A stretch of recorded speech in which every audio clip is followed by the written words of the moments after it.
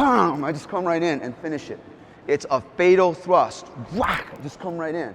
I'm gonna go over something here that's gonna be simple and effective and everybody can use here. It has worked for me, and it's kind of like judo, right? You got 364 techniques, I believe, or 5, but you only use the 3. Out of the 3, you use 1. So we're gonna use 1, okay, which is called a bisecting line.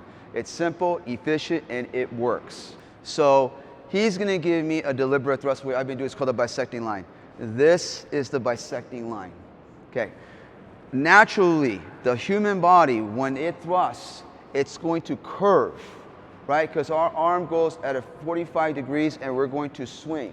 This is natural. So the man is going to imminent thrust, okay, just like that. And if I have a knife and he has a knife, now we're equalized, right? My equalizer, right? So meaning he thrusts me, pum. That's all it takes. It's a fatal thrust. Whack, just come right in. Again, so it comes on here, he gives me a thrust, boom. I just put it out there. Why? Because I put my body, and then boom, you come right inside, and then you finish. If he's over here, he's walking up to me, he throws, boom, I just come right in and finish it. If a person's like 130 and the other person is 200, it can happen. Because mostly men are going to rely on power with their arm. What they don't realize is when you do a bisecting line in Pagan tissue system, you're using your whole body and leverage. Meaning, okay, if I'm here, I'm not just doing arm, right? I use my body and structure and plant. And when this blade comes out and they see this, everything is going to change.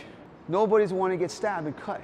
So you have to have confidence that this is your equalizer, okay? The knife is going to do the work, but your body has to have structure. So meaning 45 degrees, planted, okay? I drop, so I drop my body, boom. I'm not doing this, then I'm just using arm. That ain't gonna work. It's like I drive my body in like a whole one corkscrewing in, right? I'm drilling my whole body in. And then once that happens, I thrust. I assure you, this will work. Big, however, because at the end of the day, it's this guy they're gonna look at, not the opponent, this.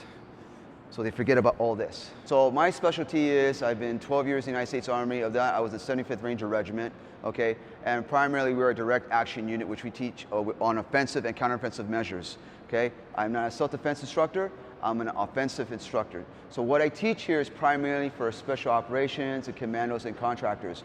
So what that means is that when we're teaching this, the more you learn about the knife, what it can do, the more you're gonna humble yourself, meaning the knife is not meant to take life. It's meant to preserve life.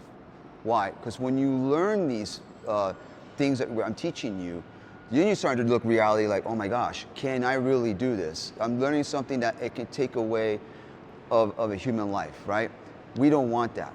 So preserve it, meaning do everything you can, right, to, again, de-escalate the situation or avoid the situation at all costs. The knife is there for one thing. It is a tool. It's not meant to take it out and go in and against a person. If a person has no knife and he's a threat to you or she's a threat to you, that does not give you the reason to take out the knife. No, okay? You should walk away because you know what you can do. That's what you call you humble yourself. That's why we want to preserve life, because the life is the most precious thing on earth.